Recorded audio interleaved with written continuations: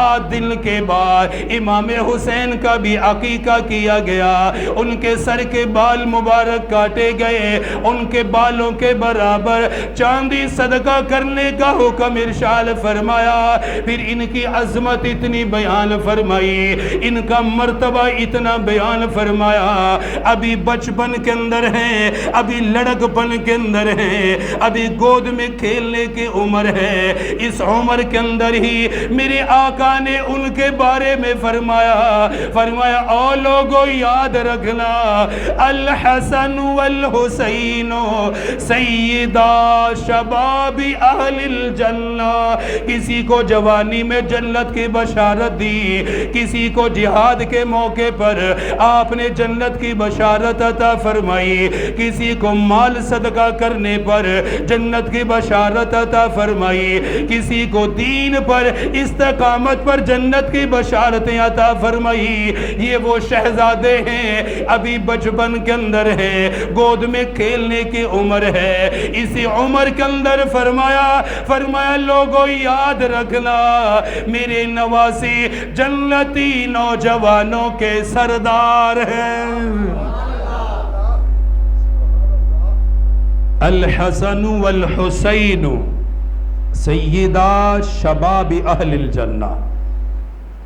ان کے بچپن میں ہی فرما رہے ہیں کہ یہ میرے جو شہزادے ہیں، یہ جو میرے نواسے ہیں، حضرت حسن، حضرت حسین رضی اللہ عنہم ورضوا عنہ، فرمایا کہ یہ جنتی نوجوانوں کے سردار ہیں۔ حالانکہ نبی کریم صلی اللہ علیہ وسلم کا جب وصال مبارک ہوا تو دونوں بچوں کی عمر 7 اور 8 سال کے درمیان ہے، بس 7-8 سال کی عمر میں تو نہ نماز فرض ہوتی ہے، نہ کوئی دین کا دوسرا حکم فرض ہوتا ہے، نہ وہ شریعت کے کسی عمل کے مکلف ہوتے ہیں، بچپن ہے، بلوغت تک تو معافی ہے، عمل کے لیے تو حکم ہی نہیں ہے۔ نبی کریم صلی اللہ علیہ وسلم نے ان کے بچپن میں ہی فرمایا کہ یہ جنتی سردار ہے۔ کیسی بشارت ہے، کیسی شان ہے، کیسی عظمت ہے کہ لوگوں کو بشارتیں ملتی ہیں، جہاد میں مل رہی ہے، کوئی صدقہ کر رہا ہے، کوئی خیرات کر رہا ہے، کوئی دین پہ قربانیاں دے رہا ہے، حضور کے ہاتھ پہ موت کی بیعت کر رہے ہیں، تو حضور جنت کی بشارتیں عطا فرماتے، یہ جنتی ہے، یہ جنتی ہے، اس کی یہ قربانی ہے، اس کا یہ کام ہے، اللہ اسے جنت عطا فرمائے گا۔ یہ وہ شہزادے ہیں کہ ابھی عمل کا وقت بھی نہیں شروع ہوا، میرے آقا نے پہلے فرما دیا کہ یہ صرف جنتی نہیں ہے، یہ صرف جنتی نہیں ہے، بلکہ فرمایا جنتی نوجوانوں کے سردار ہیں، ان کو سرداری ملے گی، یہ سردار ہیں، کیوں نہ ہوں،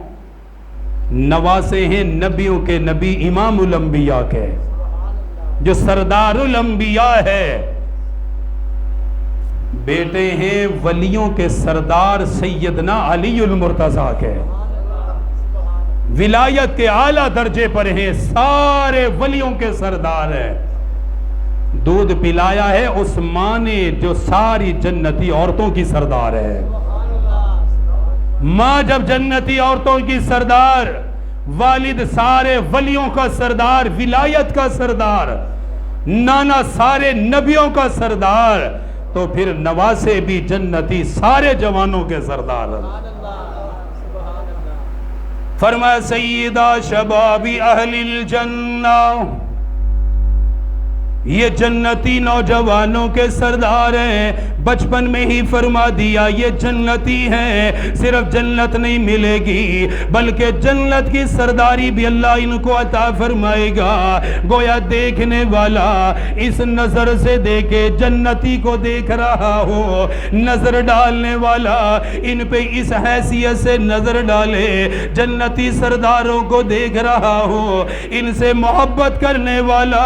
اپنے دل دل کے اندر یہ بات رکھے یہ صرف جنتی نہیں بلکہ جنتی نوجوانوں کے سردار ہیں۔ آقا مدنی نے اتنی ان کی عظمت کو بیان فرمایا، پھر اتنی محبت فرمائی، صحابہ کو محبت کر کے دکھایا، صحابہ نے حضور کی محبت کو اپنی آنکھوں سے دیکھا۔ آقا مدنی منبر پر تشریف فرما، امام الانبیاء واعظ فرما رہے ہیں، اللہ کا قرآن لوگوں کو سمجھایا جا رہا ہے، دین کی باتیں بتائی جا رہی ہے، شریعت لوگوں کو سکھائی جا رہی ہے۔ اسی درمیان حضرات حسنین کریمین تشریف لے آئے، سرخ رنگ کے لمبے جوڑے پہنے ہوئے ہیں، زمین پہ گرنے لگے، کرتا مبارک پاؤں میں اٹکا، زمین پہ گرے۔ میرے آقا منبر پہ تشریف فرما، میرے آقا نے گرتے ہوئے دیکھا،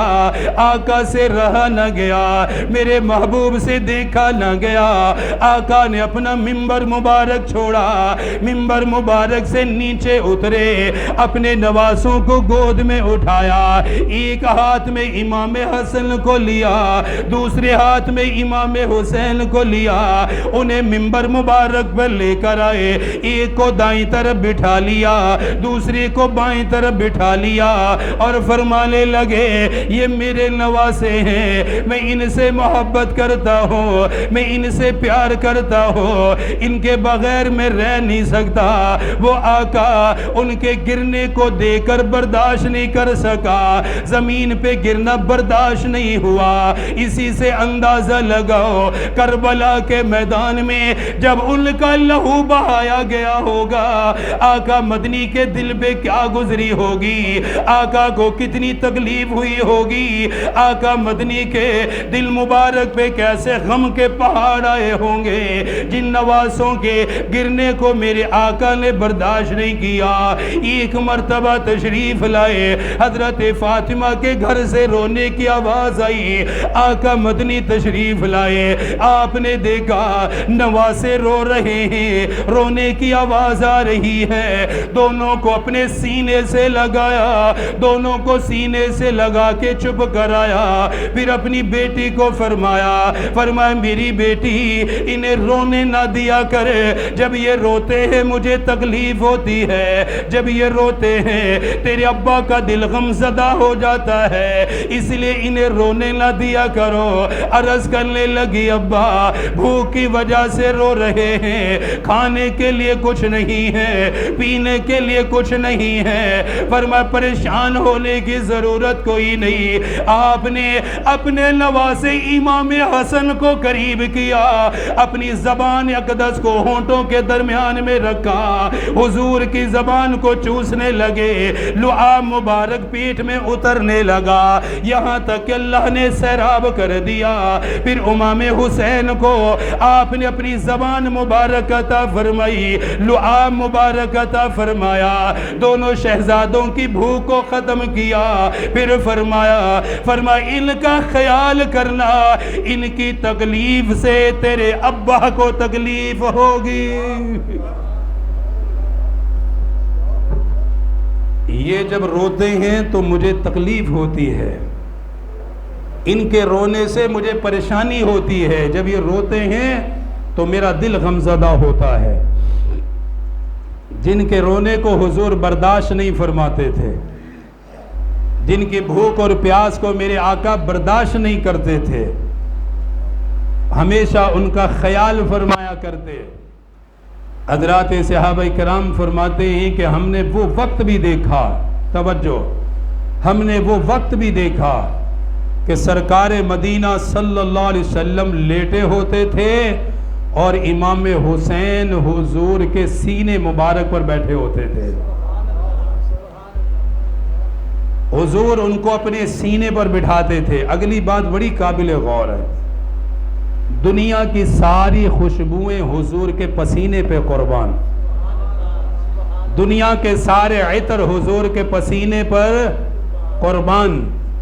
دنیا کے مہنگے سے مہنگے عطر حضور کے پسینے کے برابر بھی نہیں ہو سکتے، جس میں عطر کی اتنی خوشبو، پسینے کی اتنی خوشبو۔ اس کے باوجود حضور ان کو اپنے سینے پہ لٹاتے تھے اور حضرات حسنین کریمین کو سونگا کرتے تھے، ان کو سونگتے تھے۔ صحابہ کہتے ہیں ہم نے عرض کی کہ حضور آپ کیا کر رہے ہیں،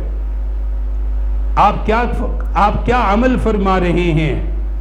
فرمایا تمہیں نہیں معلوم ان دونوں شہزادوں سے مجھے جنت کی خوشبو آتی ہے، مجھے ان سے جنت کی خوشبو آتی ہے۔ اگلی بات دیکھیں،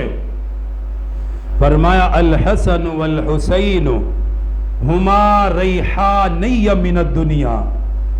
فرمائے لوگو حسن و حسین میرے دنیا کے پھول ہیں، انہیں خود فرمایا کہ یہ میرے پھول ہیں، اور ایسے خوشبودار پھول ہیں کہ جنہیں نبیوں کا نبی امام الانبیاء سونگا کرتا تھا، آقا مدنی ان کی خوشبو لیا کرتے تھے اور اپنے